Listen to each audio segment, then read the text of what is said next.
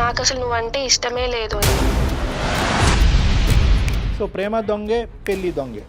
జీవితాంతం ఇలాగా బాధపడుతూనే ఉండాలి. నీ బాధను చూసి మీ తల్లిదండ్రులు కూడా బాధపడుతూనే ఉండాలి. అవి బాధ తట్టుకోలేక నాన్నకు పెరాలసిస్ వచ్చింది, బెడ్ మీద పడిపోయాడు. భార్యాభర్తల సంబంధం అది ఉందా, అది లేదా? నా నోట్లో చెప్పలేదు సార్. లేదండి అస్సలు. ప్రతి రోజు ప్రతి సెకండ్ నాకు ఇలా గుచ్చుతున్నట్లు ఉంటుంది మేడం. వెనక్కి తిరిగి చూసుకుంటే మా అమ్మ నాన్నలతో కలిసి ఉన్నది కూడా ఏం లేదు. ఏ పెళ్లికి ముందు ఈ లిస్ట్ అడగలేకపోయావా? ఏంటంటే విడాకులు తీసుకుని నువ్వు హ్యాపీగా ఉంటే మాకు అదే చాలు అన్నట్టుగా మాట్లాడుతున్నారు వాళ్ళు.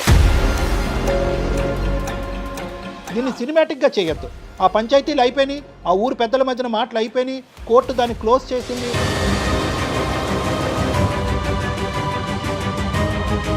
అదే మా నాన్నని బెడ్ మీద చేసిన తర్వాత నాకు జీవితం అయితే నేర్పించింది. ఇప్పుడైతే మాట్లాడినా కూడా మాట్లాడటం లేదు సార్. నీ పాత్ర కూడా ఉంటది దీంట్లో. ఊరికే నేను పంపించింది అనుకుంటున్నావా? అసలు కనీసం నన్ను చూస్తున్నావా, పట్టించుకుంటున్నావా, దగ్గరికి వస్తే వెళ్ళిపోతున్నావు. అంటే ఇప్పుడు నీకు రిలేషన్షిప్ అంటే టచింగ్ ఉండాల్సిందే ఏంది? ఏ అదే కావాలని ఎక్కడుంది?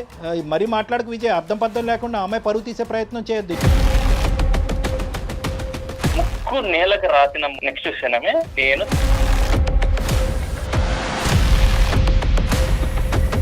విజయ్ అది ప్రాబ్లం అని నువ్వు అనుకుంటున్నావు, తను అనుకోవట్లేదు. తను ఎందుకు ఇన్వాల్వ్ చేస్తున్నావు అంటోంది. కాదు విజయ్, ఎలా కరెక్ట్ విజయ్? ఎలా కరెక్ట్ విజయ్? ఇది నేను జీర్ణించుకోలేకపోతున్నాను. ఎలా కరెక్ట్ విజయ్? ఈరోజు గీత తల్లిదండ్రులు కడుపును పుట్టడం అనేది పాపమా? తను చేసిన పాపమా?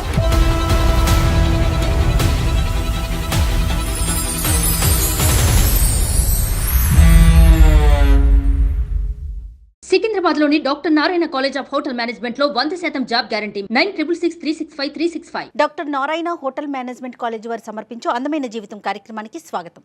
నమస్తే కళ్యాణ్ గారు. కళ్యాణ్ గారు, మనకి గీత అని మెయిల్ చేశారండి. వైఫ్ అండ్ హస్బెండ్ మధ్య ఇష్యూ, ఇద్దరు రిలేషనే, ఏరి కోరి పెళ్లి చేసుకున్నారు. రీజన్స్ వింటే చాలా సిల్లీగా అనిపించినాయి అండి నాకైతే అమ్మాయి పెట్టిన మెయిల్ ప్రకారం చూస్తే. సో ఇమీడియట్గా వైఫ్ అండ్ హస్బెండ్ మధ్య ఇష్యూ కాబట్టి మీరు మాట్లాడాల్సిందే అనిపించింది. తను నెంబర్ మనకి పాస్ చేసింది, నేను ఒకసారి కాల్ చేసేస్తాను.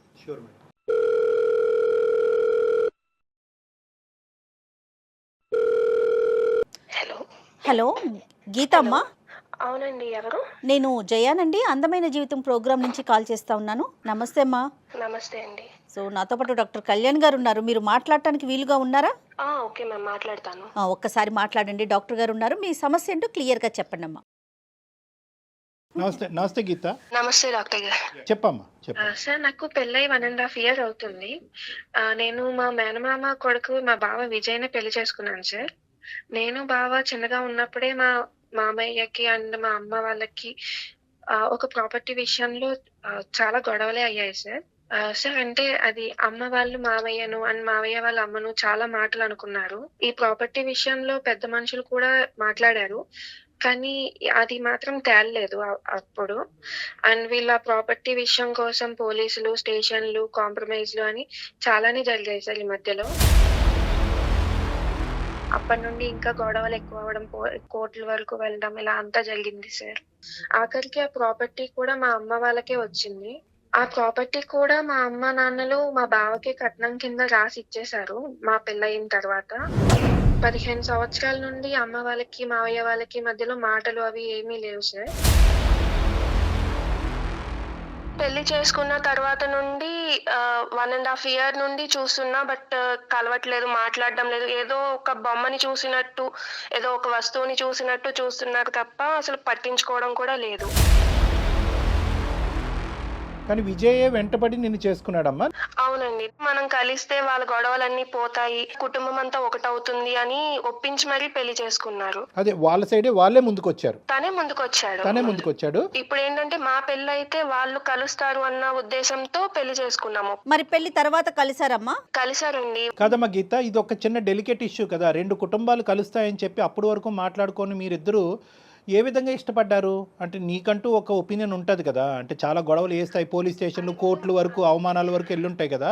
మరి అవన్నీ పక్కన పెట్టేసి ఈ రాత్రి మర్చిపోయి పెళ్లిపేటల మీద కూర్చుని పెళ్లి చేసుకునేంత ఈజీయా అది? నాకు మా బావ విజయ్ అంటే నాకు చాలా ఇష్టం సార్. నేను పెళ్లి చేసుకుంటే బావని చేసుకుంటా అనుకునేదాన్ని. అలాగే విడిపోయిన మా ఫ్యామిలీలు 2 కూడా కలుస్తాయి. 15 ఇయర్స్‌గా గొడవ పడుతున్నారు కదా! మా పెళ్లితో అయినా కలుస్తారు అన్న ఉద్దేశంతో మేము ఇలా పెళ్లి చేసుకున్నాం సార్. తర్వాత ప్రయాణం ఎలా జరిగిందన్న? పెళ్ళయిన తర్వాతే తెలిసింది తనేంటంటే మా వాళ్ళ మీద రివెంజ్ కోసమే పెళ్లి చేసుకున్నారు అన్నట్టుగా తెలిసింది. అదే ఏంటి ఇలా ఏంటి అని అడిగితే, అవును నేను రివెంజ్ కోసమే చేసుకున్నాను. నువ్వంటే అసలు ఇష్టమే లేదు అన్నట్టుగా మాట్లాడుతున్నారు ఇప్పుడు. ఏ స్థాయి వరకు గొడవలు అయినాయి, దానివల్ల ఎంత అవమానం విజయ్కి జరిగింది, విజయ్కి కానీ తన కుటుంబానికి, దానివల్ల ఇప్పుడు ప్రతీకారం అనే మాట వస్తుంది. అంటే ఏదైనా కూడా ప్రతీకారం తీసుకోవటం అనేది తప్పు మాటే, కానీ గొడవ ఏ స్థాయి వరకు వెళ్ళింది అనేది వివరాలు ఉన్నాయి నీ దగ్గర? వాళ్ళు కోర్టుల దాకా వెళ్ళి కంప్లైంట్స్ ఇచ్చి మధ్యవర్తి మధ్యలో పెట్టడము, ఆ టైంలో కూడా పోలీసులది ఇంటికి రావడం. ఓ ఓకే ఓకే. చాలా ఇంకా మా అమ్మ వాళ్ళు అనకూడని మాటలు చాలానే అన్నారు మావయ్య వాళ్ళని. అవన్నీ విని తట్టుకోలేక మావయ్య గారికి కూడా పెరాలసిస్ అవి వచ్చాయి. ఈ విపరీతమైన సంఘటనలు జరిగి ఎంతకాలం అయింది? ఇంకా అంత పదిలంగా ఉన్నాయా అబ్బాయి మనసులో? అంటే ఎప్పుడు జరిగింది ఇది? ఒక 10 years బ్యాక్ అయ్యింది సార్ ఇవన్నీ. అంటే తను కూడా ఇంటికి రావడం, ఈ గొడవల్లో ఇన్వాల్వ్ అవ్వడం, అంటే వాళ్ళ డాడీకి ఇలా అయిన తర్వాత కోర్టుల చుట్టూ తను కూడా తిరగడం, ఇలా అంతా జరగడం వల్ల తను ఇంకా బాగా గుర్తుపెట్టుకున్నాడు. అండర్స్టూడ్. అయితే మరి అది ఏ మాత్రం నీకు కొద్దిగా కూడా కించంతు కూడా కనిపించలేదమ్మా? అంటే అతని మనసులో ఇది ఎక్కడన్నా దాగుందేమో అని చెప్పి ఆ థాట్ రాలేదా నీకు? లేదండి, తను మాట్లాడే మాటలు అవన్నీ విన్నాక నాకు ఏమనిపించిందంటే తను ఇంకా మేము కుటుంబాలు కలవాలి అని అనుకున్నారు అన్నట్టుగా అనిపించింది తన మాటలన్నీ సాఫ్ట్గా ఆలోచించింది. ముందు అంటే కొంచెం బానే ఉన్నాము. ఏంటంటే ఒక 1 month 2 months ఏంటంటే కొంచెం బానే మాట్లాడేవాళ్ళు. అంటే పెళ్ళయిన తర్వాత కొంచెం చుట్టాలు అది ఉంటారు కాబట్టి కొంచెం బానే మాట్లాడారు. బట్ ఏంటంటే తర్వాత ఆయన మొత్తం చేంజ్ అయిపోయారు. అసలు ఎందుకు ఇలా చేస్తున్నారు, అసలు ఏమైంది, అసలు ఏం చెప్పకుండా కొంచెం మారుకుంటూ వచ్చారు. గట్టిగా అడిగేసరికి ఇప్పుడు చెప్తున్నారు ఏంటంటే, నేను మీ అమ్మ వాళ్ళ మీద రివెంజ్ కోసమే నేను పెళ్లి చేసుకున్నాను తప్ప నాకు అసలు నువ్వంటే ఇష్టమే లేదు అని చెప్పి. మీ ఇద్దరి మధ్యన ఎలా ఉందమ్మా రిలేషన్షిప్? ఎలా ఉంది అంటే ఫిజికల్ భార్యాభర్తల సంబంధం అది ఉందా, అది లేదా? లేదండి, అసలు నన్ను ముట్టుకోవడం లేదు ఆయన. కనిపిస్తే చాలు పక్కకి వెళ్ళిపోతున్నారు. పెళ్ళైనప్పటి నుంచి ఇప్పటి వరకు అసలు మీ ఇద్దరి మధ్యన ఆ ఫిజికల్ ఆస్పెక్ట్ లేదా? లేదండి అస్సలు. దగ్గరికి వెళ్ళినా కూడా నన్ను ముట్టుకోకు, నా దగ్గర నుండి వెళ్ళిపో అని అసహించుకుంటున్నాడు. నాతో కనీసం ఇప్పుడైతే మాట్లాడినా కూడా మాట్లాడడం లేదు సార్. పగ తీర్చుకోవటానికి ఇదంతా ఆడుతున్నటువంటి ఇది అన్నది నీకు ఎప్పుడు అర్థమైంది? నువ్వు బాగా టెన్షన్ లో ఉన్నావు. అంటే ఎలా తెలిసింది అంటే ఒక్కొక్క రోజు ఒక్కొక్కలా బిహేవ్ చేస్తున్నారు. నాకు ఫస్ట్ లో అర్థం కాలేదు. Unpredictable behaviour. చెప్పమ్మా. ఫస్ట్ లో అర్థం కాలేదు అసలు ఏం మాట్లాడుతున్నారు, ఏంటి, ఎందుకు ఇలా ఉంటున్నారు అనేది అర్థం కాల. మేబీ చాలా రోజుల తర్వాత కలిసారు కదా పేరెంట్స్ ని, ఏమన్నా కొంచెం గుర్తొచ్చాయా ఏంటి అన్న ఒపీనియన్ లో నేను ఉన్నాను. కానీ ఆయన మొత్తానికి దీని మీదే ఇదే గుర్తు పెట్టుకుని పెళ్లి చేసుకున్నారు అన్న విషయం నేను అసలు తెలుసుకోలేకపోయా. రోజుకి కొంచెం గొడవలు అవ్వడం వల్ల అది కొంచెం తెలుస్తుంది అసలు ఎందుకు ఇలా ఉంటున్నారు ఏంటి అని అడగడం వల్ల కొంచెంగా చెప్తున్నారు ఆయన, నేను ఎలాగే ఇందుకోసమే చేసుకున్నాను, మీ వాళ్ళ మీద రివెంజ్ తీసుకోవడం. మావయ్య అత్తయ్య ఎలా ఉన్నారు గీత? వాళ్ళు నీతో ఎలా ఉంటారు? వాళ్ళు మొత్తం నాకే సపోర్ట్ చేస్తున్నారండి. వాళ్ళ మనసులో ఏం బాధ లేదమ్మా? గతం జరిగినటువంటి గొడవలు ఆ బాధ ఇప్పుడు మీ ఆయన పెట్టుకున్నంత ఇదిగా వాళ్ళు పెట్టుకోలేదా? లేదండి, వాళ్ళు ఏంటంటే కలిసిన తర్వాత వాళ్ళు మా అమ్మ వాళ్ళు అత్తయ్య వాళ్ళ ఇంటికి రావడం, అత్తయ్య వాళ్ళు మా అమ్మ వాళ్ళ ఇంటికి వెళ్ళడం అంతా బానే ఉంది. వాళ్ళు కూడా నాకే సపోర్ట్ చేస్తున్నారు. సరే, ఇప్పుడు ఏమంటాడు అంటే ఇంతేనా జీవిత ప్రయాణం, ఇంతేనా అంటే నువ్వు అలా సఫర్ అవుతూనే ఉండాలి, అతని దగ్గర నుంచి ఎటువంటి support, emotional bond, physical relationship ఏది ఉండదు, ఇలా ఎండగట్టినట్టు ఇలా బతకాలా జీవితాంతం? అదేనా అతని ఉద్దేశం? అవునండి, నేను ఆల్రెడీ అప్పటికీ అడిగాను, నీకు ఇదే ఉద్దేశం ఉంటే ఇప్పటి వరకు బాధ పెట్టింది సరిపోదా అని చెప్పి కూడా అడిగా.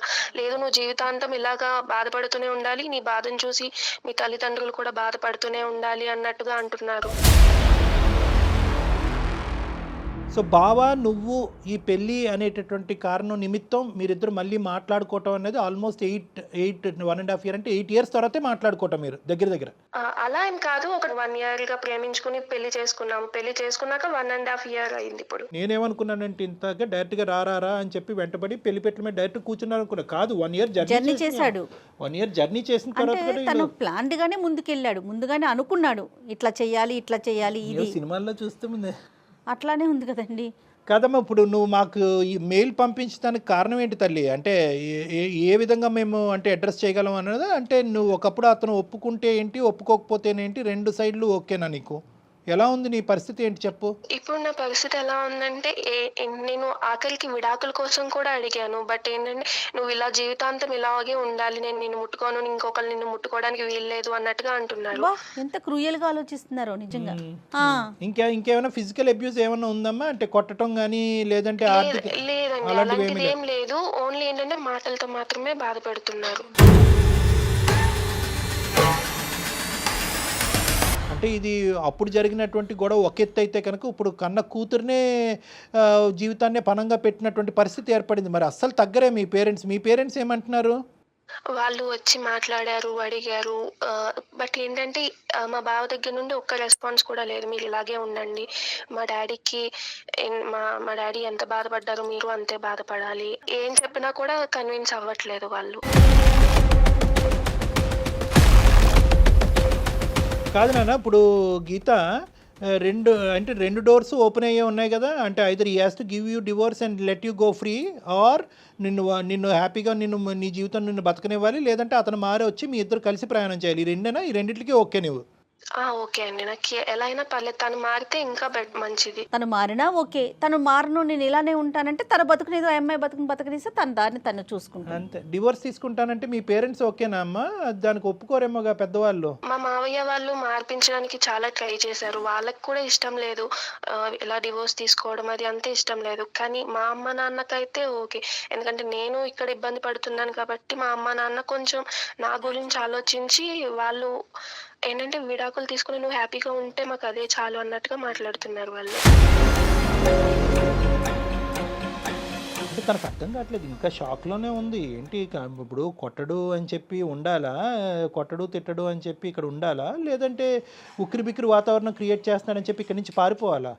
ముందు నువ్వు వెనకతలు గొయ్యి అమ్మాయి పరిస్థితి. ఇప్పుడు సమాజం బయటకు వెళ్ళింది అనుకోండి, ఆడపిల్ల ఏమో అంత చక్కగా ఉంటాడు విజయ్, ఉద్యోగం చేసుకుంటున్నాడు, పువ్వుల్లో పెట్టి చూసుకుంటాడు, నీకేం మాయరోగం అమ్మాయి, ఎందుకు వదిలేవని అంటారు. సో ఇప్పుడు at the end of the day ఈ అమ్మాయి ఇక్కడ ఉండలేదు, బయటకు వెళ్ళి సమాజానికి సమాధానం చెప్పుకోలేని పరిస్థితి. అయినా కానీ డివోర్స్ అడుగుతున్నావు, చాలా ధైర్యంగానే అడుగుతున్నావు. Hats off. ఆ ఒక్క విషయానికి నిన్ను మెచ్చుకోవాలి. ఎందుకంటే చాలామంది ఆడపిల్లలు సరే ఇక్కడే తేల్చుకుంటాను నా లెక్క, ఇంకేముంది ఇలా కట్టబెట్టారు కాబట్టి ఇంకెలాగే బ్రతుకుతుంటాను, అట్లీస్ట్ నువ్వు బాగా మాట్లాడుతున్నావు, ఆ విధంగా ఆలోచిస్తున్నావు. కానీ అతను ఎంతవరకు దాన్ని అంగీకరిస్తాడు అనేది మనం చూద్దాం. మరి అతనితో మాట్లాడదామా? విజయ్తో మాట్లాడదాం. ఏమా మాట్లాడదామంటావా గీత? ఓకే అండి, మాట్లాడదాము. కనెక్ట్ చేసినప్పుడు ఒక మాట చెప్పు, ఇట్లా అందమైన జీవితం డాక్టర్ కళ్యాణ్ గారు ఉన్నారు అనేసి. ఏమా? ఓకే అండి, ఓకే చెప్పి కనెక్ట్ చేసి చూద్దాం, ట్రై చేసి చూద్దాం. Okay. The person you are speaking with has put your call on hold. Please stay on the line. Hello hello బావా, మన మధ్య ఉన్న ప్రాబ్లం కి ఏదైనా సొల్యూషన్ దొరుకుతుందేమో అన్న ఉద్దేశంతో సుమన్ టీవీ అందమైన జీవితం ప్రోగ్రామ్ కి అప్రోచ్ అయ్యాను. సార్ వాళ్ళు కాల్ లో ఉన్నారు, ఒకసారి సార్ వాళ్ళతో మాట్లాడవా బావా? నువ్వు ఎందుకు అక్కడికి? ఎందుకు సంసారం నువ్వు వీధిలో పెడుతున్నావు ఏంటి? నేను ఎక్కడ పెట్టాను? ఆల్రెడీ నువ్వే తీసుకొచ్చావు కదా వీధిలోకి, ఇంకా నేనేం పెట్టడం?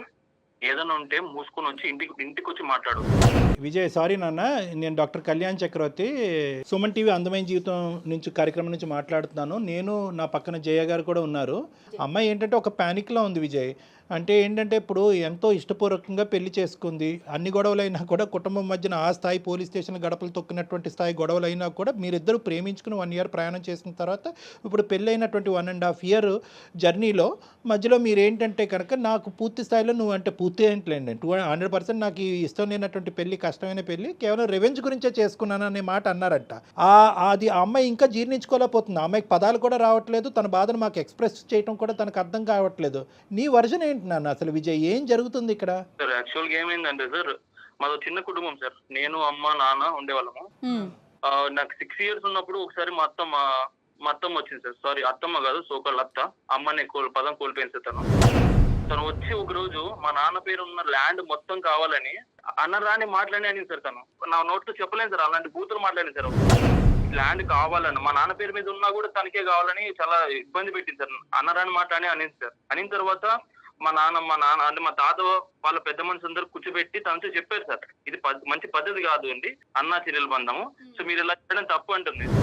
పెద్ద మనుషులు కూర్చోబెట్టిన పంచాయతీలు చేశాం సార్ మేడం. గ్రామంలో మొత్తం వాళ్ళంతా పెద్ద మనుషులతో చేయించాం. ఓకే ఓకే, అన్ని ప్రయత్నం చేశారు. ఇక కాంప్రమైజ్ అవ్వట్లేదు మేడం. ఎలా అయినా తనకి ఆ ల్యాండ్ కావాలని అలా కూర్చొనే ఉంది తను. అదేలే విజయ్. ప్రతిరోజు మేడం మా అమ్మ నమ్ముతారు నమ్మరు మీరు, ప్రతిరోజు ఏడ్చింది మేడం.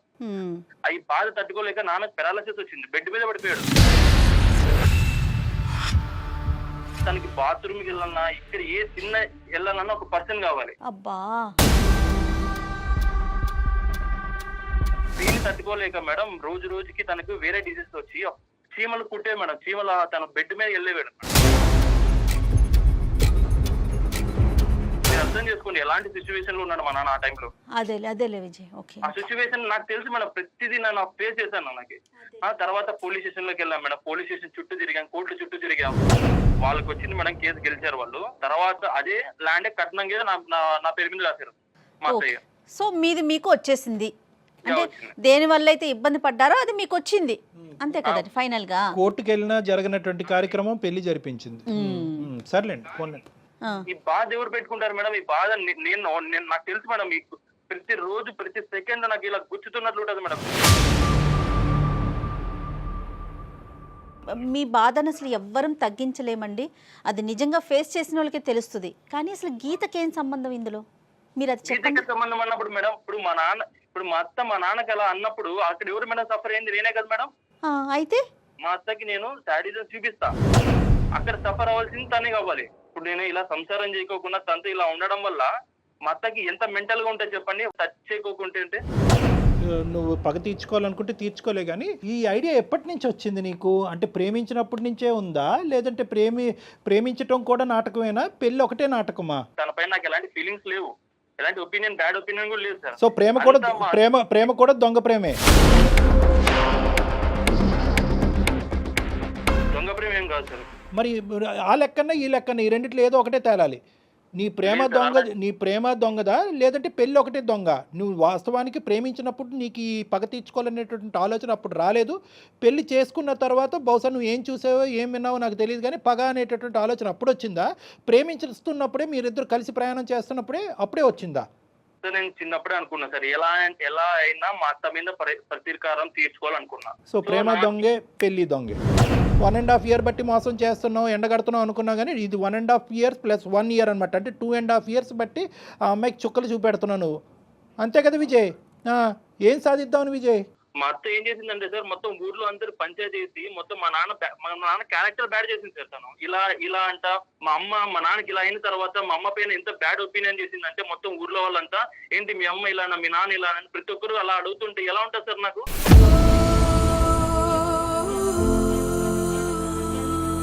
మా అత్త ఎలాగైనా మా నాన్నకు, మా అమ్మకు, నాకు క్షమాపణ చెప్పాలి. క్షమాపణ ఇన్ ద సెన్స్, తను మా ఇంటికి వచ్చి మా రిలేటివ్స్ అందరి ముందర నా కాలు, మా అమ్మ మా నాన్న కాలు పట్టుకొని ముక్కుకు నేలకు రాసిన తర్వాత నెక్స్ట్ సెకండ్ డే నేను సంసారం చేస్తాను. ఇంకేమైనా ఉన్నాయి లిస్ట్ లో? ఉన్నాయి సార్, చాలా ఉన్నాయి సార్. ఏ పెళ్లికి ముందు ఈ లిస్ట్ అడగలేకపోయావా? ఇక్కడ రెండు ఆస్పెక్ట్స్ మనం చూసుకుందాం అన్న విజయ్. ఒక్క 2 నిమిషాలు నా వయసుకు కానీ నా అనుభవానికి కానీ గౌరవిస్తూ ఒక 2 నిమిషాలు విను. ఇక్కడ 2 ఇష్యూస్ ఉన్నాయి. ఒకటి, మీ జీవితంలో మీ తల్లిదండ్రులకి జరిగినటువంటి అన్యాయం, మీ తల్లిగారికి జరిగినటువంటి అవమానం అవనివ్వండి, లేదంటే నాన్నగారు మంచాన పట్టడం అనివ్వండి, జీవితాంతం అమ్మ నాన్నగారికి సేవ చేయటం, చిన్నప్పటి నుంచి నీకంటూ ఒక సంతోషం పోయింది, ఈ కోర్టు కేసు వల్ల ఒక సంతోషం పోయింది, ఒక పిల్లవాడుగా నువ్వు అనుభవించవలసినటువంటి ఆనందాలు అన్నీ పోగొట్టుకున్నావు. దీనికి మాకు పూర్తి స్థాయి స్థానుభూతి ఉంది నన్ను, అందులో డౌటే లేదు.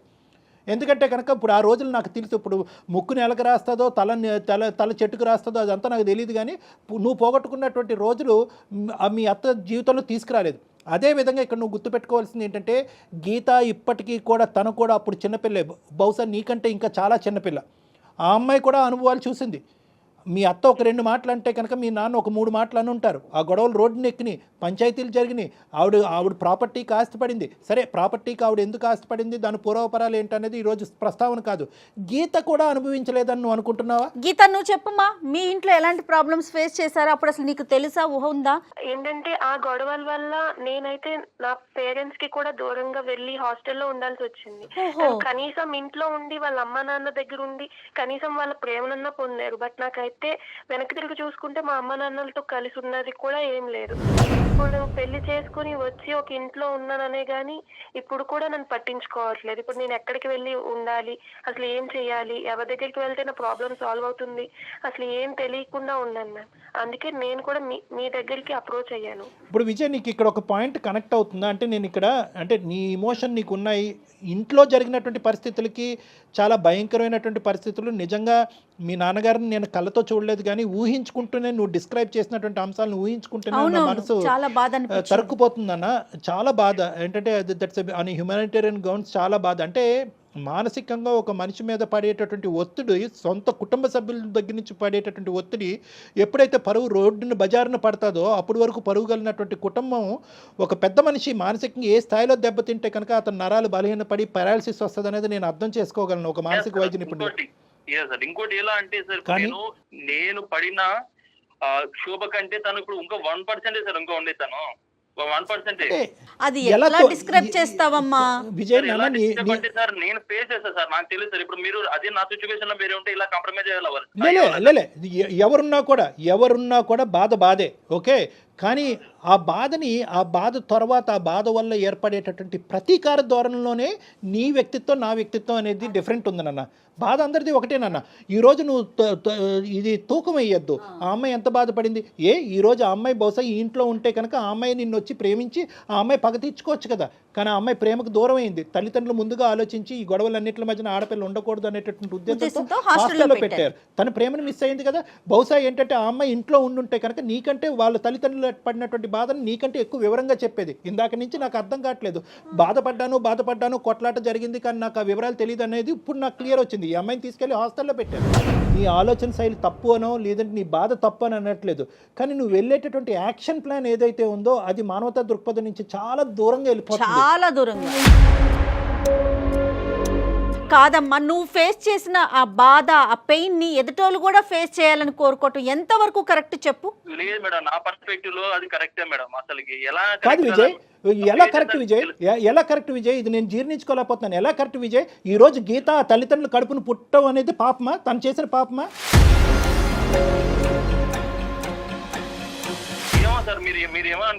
అలా కాదు నాన్న, ఇది వాళ్ళ తల్లి ఒక న్యాయబద్ధమైనటువంటి పోరాటం చేయటం వల్లే కదా కోర్టు ఆస్తి తీసుకెళ్లి మీ అత్తగారికి ఇచ్చింది. అయితే కనుక ఆ అత్తగారు ఈ ఆస్తి నాదే అని చెప్పి చంకన పెట్టుకోలే కదా. మీరిద్దరు ప్రేమించుకున్నారు కాబట్టి మీ చావు మీరు చావండి అని అనలే కదా. అదే కట్నంగా నీకు ఇచ్చిందిగా. సార్ ఇప్పుడు ఇచ్చింది సార్. కాదు సార్, ఇప్పుడు అదంతా ఆ ప్రాబ్లమ్స్ అన్ని ఫేస్ చేసిన తర్వాత కూతుర్ని ఇచ్చేసి ఆ ప్రాబ్లమ్స్ మర్చిపోండి ఎలా మర్చిపోతాం సార్? నువ్వు మర్చిపోగలవా లేదా అనేటటువంటి కాన్సెప్ట్ కాదు నేను అనట్లేదు.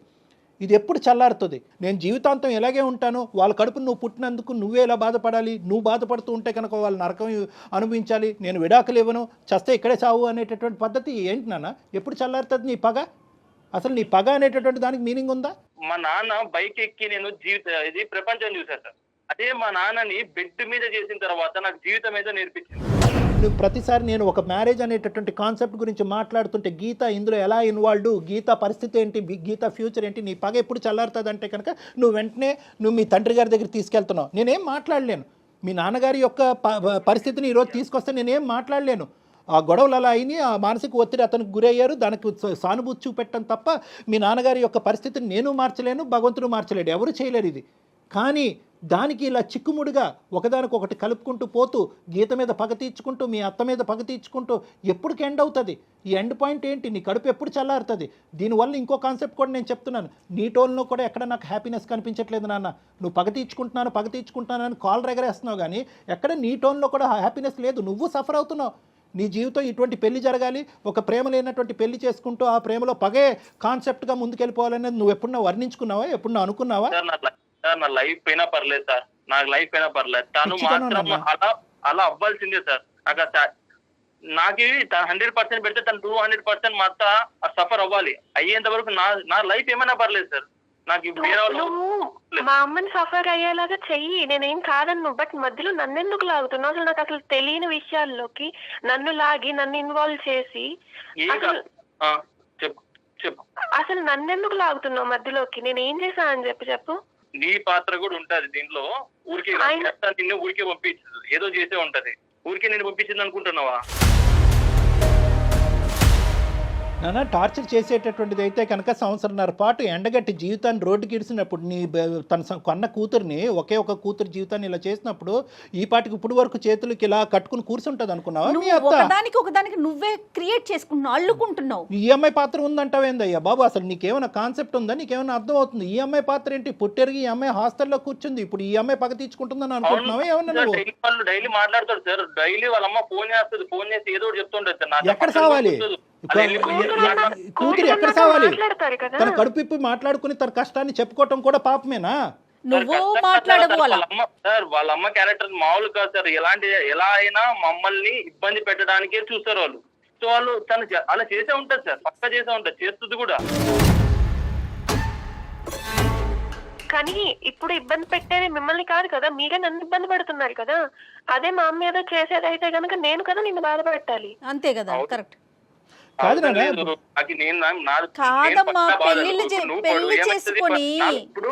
మనం ఇద్దరు పెళ్లి చేసుకున్నాం కదా, ప్రాబ్లమ్స్ కూడా షేర్ చేసుకో. అసలు కనీసం నన్ను చూస్తున్నావా, పట్టించుకుంటున్నావా? దగ్గరికి వస్తే వెళ్ళిపోతున్నావు పక్కకి. నాకు అవసరం లేదు. ఇప్పుడు నీకు రిలేషన్షిప్ అంటే టచింగ్ ఉండాల్సిందే ఏంది?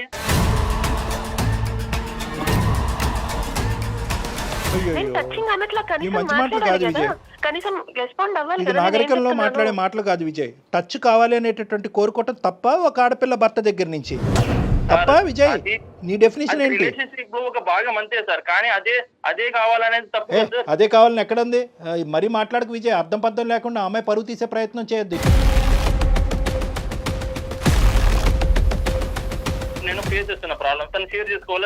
విజయ్ అది ప్రాబ్లం అని నువ్వు అనుకుంటున్నావు, తను అనుకోవట్లేదు. తను ఎందుకు ఇన్వాల్వ్ చేస్తున్నావు అంటోంది. ఇలా ఫేస్ అవుతున్నా కదా, వాళ్ళ అమ్మకి పోయి చెప్పచ్చు కదా, ఇలా అయింది మేడం, ఇలా అయిందమ్మా, ఇలా అయింది. విజయ్ ఏమంటున్నాడంటే వెళ్ళి తను కాలు పట్టుకొని వాళ్ళ అమ్మ నాకు చెప్పమను, అయిపోయా వెళ్ళని కూడా. మనం ఇప్పుడు కంక్లూజన్కి వస్తున్నాం. ఒకే పాయింట్ విజయ్, నీ కండిషన్ ఏంటి? నీలో ఒకటైతే నాకు బాగా అర్థమైంది, ఇప్పటికీ కూడా ఈ అమ్మాయి అంటే కొద్దిపాటి ప్రేమ ఉంది. నీకు ప్రేమ లేదు అని నేను అనుకోవట్లే. లేదంటే కనుక ఇంత 2.5 years పాటు నువ్వు కపట నాటకం ఆడే అంత కెపాసిటీ నీకు లేదు, కానీ ఎంతో కొంత ప్రేమ ఉంది. కానీ ఇప్పుడు ఏంటంటే కనుక ఇప్పుడు ఈ పెళ్ళికి వాళ్ళ అమ్మాయి యొక్క అమ్మ ముందుకు వచ్చి చెప్పేటటువంటి క్షమాపణకి ముడిపెట్టావు, అంతే కదా? నీ కండిషన్స్ ఏంటి? మీరిద్దరూ హ్యాపీగా ఉండాలంటే నీ కండిషన్స్ ఏంటో ఒకటిసారి నాకు చెప్పు. ఇప్పుడు మా అత్త మా మామ ఇద్దరు వచ్చి మా బంధువులు మా రిలేటివ్స్ అందరి ముందర మా ఇంటి దగ్గరకు వచ్చి నా కాళ్ళు, మా అమ్మ కాళ్ళు, మా నాన్న కాళ్ళు పట్టుకొని క్షమాపణ చెప్పి ముక్కు నేలకు రాసిన నెక్స్ట్ క్షణమే నేను తనతో కాపురం చేస్తాను. ఇది నా కంక్లూజన్ సార్. ఇది చేసిన తర్వాత నేను తనతో హ్యాపీగా ఉంటా. గీతతో నువ్వు హ్యాపీగానే ఉంటావు, గీత హ్యాపీగా ఉంటుందా నీతో? వాళ్ళ తల్లిదండ్రుల చేత ఇవన్నీ చేయించేది అంటే ఇండైరెక్ట్గా ఈ మంత్రం వేసినా ఆ మంత్రం వేసినా ఒకేలాగా ఉంది ఇక్కడ పద్ధతి. ఇప్పుడు ఏంటంటే ఇప్పుడు నువ్వు ముందుకు రావట్లేదు, రేపొద్దున గీత వాళ్ళ తల్లిదండ్రులు చేసి నానా చాకరీ చేపిస్తుంది. ఇప్పుడు ఆ అమ్మాయి ఏమంటుంది కాన్సెప్టు? ఆ అమ్మాయి ఇప్పుడు నీ కండిషన్ నువ్వు చెప్పే, ఆ అమ్మాయి కండిషన్ కూడా చెప్తాను విను. ఏమండి, మనిషి మారి పద్ధతిగా వస్తే కనుక నేను కంటిన్యూ అవుతా, లేదంటే తూర్పు తిరిగి దండం పెట్టమనండి, వాడు నాకు అక్కర్లేదు, నాకు డైవర్స్ ఇవ్వండి అని చెప్పింది. అంతేగాని ఆ అమ్మాయి వచ్చి కావాలంటే మా అమ్మ నాన్న వచ్చి అతను కాలమే పడతాడు, గుమ్మం మీదకి వచ్చి ముక్కు తలో నేలకు రాస్తారు, ఈ కాన్సెప్ట్లు ఏమో ఆ అమ్మాయి చెప్పలేదు. అర్థమైందా? సో ఇక్కడ వినండి, ఒక్క నిమిషం వినండి. ఈ కథ కంచికెళ్ళింది అనేటటువంటి విధంగా రెండు కుటుంబాలు ముందుకు వచ్చినాయి. ఎవరైతే కనుక పగా కోపంతో రగిలిపోవలసినటువంటి మీ తల్లిదండ్రులే అటువైపు వాళ్ళని క్షమించి ముందుకు వచ్చారు. నువ్వు వాళ్ళ కడుపును పుట్టినటువంటి నువ్వు ఈ అమ్మాయిని ఒక 6 నెలల్లో సంవత్సరం పాటు ప్రేమించి నీ ఇష్టపూర్వకంగానే పెద్దల సమక్షంలో పెళ్లి చేసుకున్నావు. ఎన్ని కేసులు పెట్టుకున్నా నేను డైవర్స్ ఇవ్వను, ఏమని చేసుకుని నేనైతే నాతోనే కాపురం చేయాలి, నాతోనే బాధలు పడాల్సిందే తనంతే. గీత, ఇప్పుడు ఈ కాన్సెప్ట్ ఇప్పుడు కొత్త కాన్సెప్ట్ ఏం కాదు. 1కి 10 సార్లు నీతో చెప్పాడంట, మీ అమ్మా నాన్న వచ్చి కాళ్ళు పట్టుకుని క్షమించాలి అనేటటువంటిది. ఇది మీ పేరెంట్స్ వరకు తీసుకెళ్లారా? ఒకప్పుడు అదే తీసుకెళ్ళి ఉంటే కనుక నీ ఉద్దేశం ఏంటి, మీ పేరెంట్స్ ఉద్దేశం ఏంటి? సార్ వాళ్ళనైతే నేను అడగలేను సార్. నేను ప్రేమించి తనని పెళ్లి చేసుకున్నా. ఇప్పుడు తనంటే నాకు ఇష్టము. ఇప్పుడు నేను వెళ్ళి చెప్పమంటే చెప్తారు. బట్ మరీ ఆయన చెప్పిన విధంగా అంటే కొంచెం నేను వాళ్ళకి చెప్పలేను సార్. క్షమాపణ అంటే నేను చెప్పించగలను. నాకు కూడా ఏంటంటేనమ్మా గీత, నాకు కూడా ఇది గుచ్చుకుంటుంది. అంటే నేను కూడా ఈ విధంగా మాట్లాడకూడదు. ఎందుకంటే ఒక టెక్నికల్గా ఒక సైంటిఫిక్ పద్ధతిలో మాట్లాడవలసినటువంటి డాక్టరు తప్పొప్పులు అప్పటి నుంచి జరిగినటువంటి గొడవలు ఏ స్థాయి వరకు వెళ్ళినాయి అనేటటువంటిది ఆలోచించకుండా కేవలం మీ తల్లిదండ్రులను వచ్చి క్షమాపణ చెప్పమన్నమ్మా, పెళ్లి తూతూ కలిసిపోతారు అనేటటువంటి పద్ధతి కరెక్ట్ కాదేమో అని నాకు అనిపిస్తుంది. కానీ ఒక పెళ్లిని కాపాడటం గురించి 1000 అబద్ధాలు ఆడాలి, ఒక పెళ్లి జరగటం గురించి 1000 అబద్ధాలు ఆడాలి అని చెప్పి మన పెద్దలు అన్నారు. బహుశా ఏంటంటే కన్న కూతురు ఒకే ఒక్క ఆడపిల్ల నువ్వు, మీ తల్లిదండ్రులు ఇన్ని మెట్లు దిగి ఇక్కడికి కూడా వస్తారేమో అనేటటువంటి నా నమ్మకం. అమ్మ, నేను అడగవలసినటువంటి పద్ధతిలో మీ తల్లిదండ్రులతో నేను మాట్లాడతాను. ఇక్కడ క్షమాపణ ఎవరు ఎందుకు చెప్పాలి, చెప్పవలసినటువంటి అవసరం ఏంటని చెప్పి వీళ్ళు మళ్ళీ 15 సంవత్సరాలు గతం అన్ని గొయ్యి తవ్వుకున్నారు అనుకోండి, వీళ్ళిద్దరిని కలపడం కాదు, ఆ 2 కుటుంబాలను విడదీసిన వాళ్ళం అవుతాం మన అందమైన జీవితం.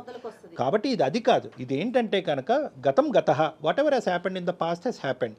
ఈ పెళ్లి కలవాలి అంటే కనుక, ఈ పెళ్లి ముందుకెళ్ళాలి, ఇద్దరు జీవితాలు బాగుపడాలి అంటే కనుక పగా ప్రతీకారాలు అనేటటువంటి పదాలు పెళ్లి అనేటటువంటి దాంట్లో వినిపించకూడదంటే కనుక అతను పెట్టినటువంటి కండిషన్ క్షమాపణ. అందులో చెప్పడానికి వాళ్ళు వెనకాడరు. ఎందుకంటే కూతురు జీవితం కాపాడటం గురించి ఒక క్షమాపణ అనేటటువంటిది అడగటానికి, మనస్ఫూర్తయిన క్షమాపణ అడగటానికి వాళ్ళు వెనకాడరు అనేటటువంటి ఆలోచన. ఒప్పుకున్నప్పుడే వాళ్ళు రెడీ అండి. పెళ్లికి ఒప్పుకోవటం కాదు మేడం, 15 సంవత్సరాల పాటు ఒక ప్లాట్, ఒక ల్యాండ్ గురించి ఫైట్ చేసింది ఆ అమ్మాయి, ఇలా ఇచ్చేసింది వెంటనే. ఎందుకు కూతురు జీవితం, అరే నేను ఎందుకు ఫైట్ చేశాను నాకు అర్థం కాలేదు, కోర్టు నాకు ఎందుకు ఇచ్చింది నాకు అర్థం కాలేదు, నా కూతురు కంటే మించింది ఒక ఆస్తి ఏమీ లేదని చెప్పి ఆస్తి వెనక్కి ఇచ్చేసి, అది విజయ్ అర్థం చేసుకోవాలి. ప్రైమరీ పాయింట్ లేదు, నాకు ఆస్తి కావాలి ప్లస్ క్షమాపణ కావాలి, కూతురు కావాలి, అయినా కానీ నేను పగ తీర్చుకుంటానంటే ఆయన చచ్చినట్టు నా దగ్గరే పడి ఉండాలి, నేను వదలను అంటున్నావు నువ్వు. అసలు ఒకటే విజయ్ సరే, నేను కూడా ఇన్ని మెట్లు దిగి అదే లేదమ్మా వాళ్ళు ఎందుకు క్షమాపణ చెప్తారు, గతం గొడవలే అని నేను ఇప్పుడు అంటే కనుక ఈ క్షణాన్ని మీరు ఇద్దరు విడిపోతారు లేదా ఇదే ఊబిలో ఆ అమ్మాయి జీవితాంతం ఇలాగే ఉండాలి, నువ్వే పగా ప్రతీకారం అంటుకుంటూ నువ్వేమొచ్చి మరి నీ ఉడుకు రక్తం ఏ రక్తం నాకు తెలియదు కానీ ఇలాగే కంటిన్యూ అవుతావు, నీ జీవితం నాశనం, ఆ అమ్మాయి జీవితం నాశనం, అందమైన జీవితం మీ ఇద్దరికి ఏం చేయనట్టు అయిపోతుంది. కాబట్టి నేనేంటంటే ఆ కాన్సెప్ట్స్ అన్ని తీసి పక్కన పెట్టేసి ఒక కన్న కూతురు కన్నటువంటి ఒక తల్లిగా ఆ పెళ్లిని కాపాడటం గురించి ఆవిడ సారీ చెప్పడానికి రెడీ చేపిస్తాను అనే బాధ్యత నేను తీసుకుంటున్నాను. కానీ నువ్వు దీన్ని పెద్ద సినిమాటిక్గా చేయొద్దు ప్లీజ్ విజయ్, దీన్ని సినిమాటిక్గా చేయొద్దు. ఆ పంచాయతీలు అయిపోయినాయి, ఆ ఊరు పెద్దల మధ్యన మాటలు అయిపోయినాయి, కోర్టు దాన్ని క్లోజ్ చేసింది, ఆస్తి ఒకరికి చెందాలనుకుంది, ఆస్తి నాకు వద్దు, నా కూతురికి మించింది కాదని చెప్పి అదే ఆస్తి మీ చంకన చేరింది ఈరోజు. ఇటువంటి పరిస్థితుల్లో నువ్వు ఒక మెట్టు దిగాలి. క్షమాపణ అంటే ఆవిడ చెప్పిస్తాను కాదు సార్, మీరు చెప్పింది ఇప్పుడు నాకు బాగా అర్థమైంది, తల్లి తర్వాత తల్లి లాంటిది మా అత్త, నాకు ఆ క్షమాపణ కూడా అక్కర్లేదు అనే పెద్ద మనసుతో నువ్వు ముందుకు వస్తావా, ఐఎమ్ వెరీ హ్యాపీ.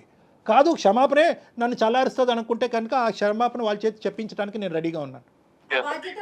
తీసుకుంటారు సార్. ఇప్పుడు మీరు ఇంత టైం తీసుకొని మా రిలేషన్షిప్ లో ఇంత మంచిగా చెప్పారు సార్. నాకు రియల్ గా చెప్తున్నా, ఏదో మీరు చాలా అంటే మా నాన్నే నాకు ఇలా చెప్తున్నారు అంటే మా ఫ్యామిలీ మెంబర్ గా మీరు ఇలా చెప్తున్నారు సార్. రియల్ గా ఓకే సార్, మీరు చెప్పిన దానికి నేను కాంప్రమైజ్ అవుతాను. కాంప్రమైజ్ విత్ క్షమాపణ, వితౌట్ క్షమాపణ? మీరు చెప్పిందని నాకు అర్థమవుతుంది సార్, ఎక్కడో తప్పు నాది కూడా ఉంది సార్. ఎందుకంటే గీత నేను ఇంత బాధ పెట్టాను, బట్ ఓకే నేను తన్ని చాలా చాలా ప్రేమగా చూసుకుందాం అనుకుంటున్నాను సార్. కానీ అర్థమైందమ్మా, అది అర్థం కాబట్టే మాకు కూడా విజయ్ సింపుల్ తెలుసా, సింపుల్ లాజిక్. అసలు అందమైన జీవితం డాక్టర్ కళ్యాణ్ చక్రవర్తి, జయ కూడా ఇక్కడ అక్కర్లేదు, ఏమీ లేదు. నీ మనసు ఇలా రగిలిపోతుంది అనేటటువంటిది ఓపెన్ హార్టెడ్గా నువ్వు ఎవరితో డిస్కస్ చేయకపోవటం అనేది ప్రధానమైన సమస్య. ఎవరు కూడా నీ లోపల రగిలిపోతున్నటువంటి అంశం, ఒక అనవసరమైనటువంటి అంశం, ఒక గతానికి సంబంధించినటువంటి అంశం, అది వదిలేసారా, పగలు ప్రతీకారాలన్నీ తీసి పక్కన పెట్టి కలిసి ప్రయాణం చేయటం, జీవితాన్ని అందరూ సుఖమయం చేసుకుందాం, కలిసి ఉంటే కలదు సుఖం అనే ఒక్క పదం ఎవరైనా కానీ నాలాంటి పెద్ద మనిషి ఎవరైనా నీ మనసులో పెట్టుంటే కనుక ఈ 1.5 year కూడా వేస్ట్ అయ్యి ఉండదు. నిజంగా నీ భార్య దేవత నాన్న. ఎందుకు అంటే కనుక ఆ అమ్మాయి మొత్తం చెప్పినటువంటి దాంట్లో కేవలం వణికిపోతూ భయపడుతూ ఏడుస్తూ మాట్లాడిందే కానీ ఎక్కడ కూడా నా భర్త శాడిస్టానో, లేదంటే నా భర్త పనికిరాని వాడనో, లేదంటే పగ తీర్చుకుంటున్నాడు, గతానికి సంబంధించినటువంటి పగ తీర్చుకుంటున్నాడు అనేది చెప్పిందే కానీ నువ్వు ఒక శాడిస్టానో, ఒక భయంకరమైన డిస్క్రిప్షన్ ఎక్కడ ఇవ్వలేదు నీ గురించి. ఓపిక పట్టింది, వాళ్ళ తల్లికి చెప్పిందే కానీ ఎక్కడ కూడా ఈ గొడవలు పెరిగేటటువంటి విధంగా వాళ్ళ తల్లి వచ్చి మీ జీవితాల్లో ఇన్వాల్వ్ అవ్వకుండా అక్కడ కూడా జాగ్రత్త పడింది. అన్ని విధాలుగా జాగ్రత్త పడినటువంటి ఒక గొప్ప స్త్రీ నన్ను నీ భార్య, అది ఎప్పటికీ నువ్వు అర్థం చేసుకోవాలి. అవును సార్, డెఫినెట్ గా నేను యాక్సెప్ట్ చేస్తాను సార్ దీన్ని. కానీ వాళ్ళతో ఒక్కసారి చెప్పాను సార్, మా ఫ్యామిలీ వాళ్ళకి అంతే. మా అమ్మకి మా నాన్నకి మా అత్త ఒక్కసారి చెప్పానండి. ఏమో మనకు తెలియదు, ఈ పాటికే చెప్పేసుకున్నారేమో, వాళ్ళు అంత హ్యాపీగా మాట్లాడుకుంటున్నారంటే. సరే, నీ కోరిక మేరకు నేను ఒక్కసారి ఇరువైపుల తల్లిదండ్రులతో ఒకసారి మాట్లాడతాను. వాళ్ళందరూ కూర్చుని నీతో పాటు మాట్లాడతారు. వాళ్ళందరి మధ్యన ఎటువంటి విద్వేషాలు వైషమ్యాలు లేవు అని చెప్పి క్లియర్ కట్గా నీకు చెప్తారు. అప్పుడు నీ మనసు అప్పుడు చల్లబడుతుంది, మీరు హ్యాపీగా ప్రయాణం చేస్తారు. ఓకేనా? నేను టేకప్ చేస్తాను, నేను మాట్లాడతాను. ఇరువైపుల తల్లిదండ్రులతో నేను మాట్లాడతాను. ఓకే అమ్మా. విజయ్, ఎప్పుడు జరిగిపోయిన చెడుని వదిలేయాలమ్మా, దాంట్లోంచి మంచిని తీసుకునే ముందుకెళ్ళాలి. అదే కదా జీవితం. చూడు, ఒక ఆడపిల్ల నీకోసం ఎంత బాధపడతా ఉంది. దయచేసి ఆలోచించు. ఒక్కసారి మనం కౌన్సిలింగ్లో కూర్చుందాం. నువ్వు, మీ పేరెంట్స్, అట్లానే మన గీత వాళ్ళ పేరెంట్స్ అందరూ కలిసి ఒక్క సెషన్ ఒక్కసారి కళ్యాణ్ గారిని మీట్ అవ్వండి. దాని తర్వాత మనం ముందుకెళ్దాం. ఏమా? Right Vijay, all the best అమ్మా, హ్యాపీగా ఉండండి. గీత, థ్యాంక్ యూ మా. Thank you ma'am. Kalyan garu, ఇంత ఫాస్ట్గా తను రియలైజ్ అవుతాడు అనుకోలే. అతని లోపల ఈ యాంగిల్ అలాగ అతన్ని ముంచేసి అలా ముందుకు తీసుకెళ్ళండి. తీసుకోరా, పగ తీర్చుకోరా అని అంతరాత్మ ఏమని చెప్తుందంటే పగ తీర్చుకో అని చెప్తుందే కానీ ఇటువైపు ఒక కనికరంతో చూడాలి, నా భార్యని చూడాలి. ప్రేమించినటువంటి ఒక ఆడపిల్లని, ఎటువంటి సంబంధం లేనటువంటి ఒక ఆడపిల్లని, నేను ఇందాక ఒక మాట అన్నాను కదా, ఆ తల్లిదండ్రులు కడుపును పుట్టడమే ఈ అమ్మాయి చేసుకున్న శాపం. సో ఇదన్నీ కూడా, ఇవన్నీ రియలైజేషన్ పాయింట్స్. ఇవేం చేసినాయి అంటే కనుక స్లోగా ఆ పగ అనే తెర తీసేసి అతనికి రియలైజ్ చేసినట్టుగా చేసినాయి. ఇక్కడ నా స్థానం అక్కర్లేదు మేడం. ఎవరైనా ఒక పెద్ద మనిషి కూర్చుని ఈ రెండు పదాలు అతని బ్రెయిన్లో పెట్టుంటే కనుక ఇది ఎప్పుడో తేలిండేదేమో. కానీ మీరు యాక్సెప్ట్ చేసి ఆమెతో క్షమాపణ అయినా చెప్పిస్తానన్నారు చూడండి, నాకు హ్యాపీగా అనిపించిందండి. ఎందుకంటే ఏం చేస్తాం, ఇప్పుడు కాపురం నిలబడాలి కదా, దాని తర్వాత ఏదన్నా అవుతుందా అంటే దాన్ని మనం ఎక్కడ ఊహిస్తాము? ఏం కళ్యాణ్ గారు? కరెక్ట్ జయ గారు. రైట్ అండి. నమస్తే. నమస్తే జయ గారు, థ్యాంక్ యూ. సంతోషం. సికింద్రాబాద్ లోని doctor Narayana college of hotel management లో 100% జాబ్ గ్యారంటీ. 966365365365. సుమన్ టీవీలో మీ పర్సనల్ అండ్ బిజినెస్ ప్రమోషన్స్ కోసం కింది నెంబర్ కి కాంటాక్ట్ చేయండి.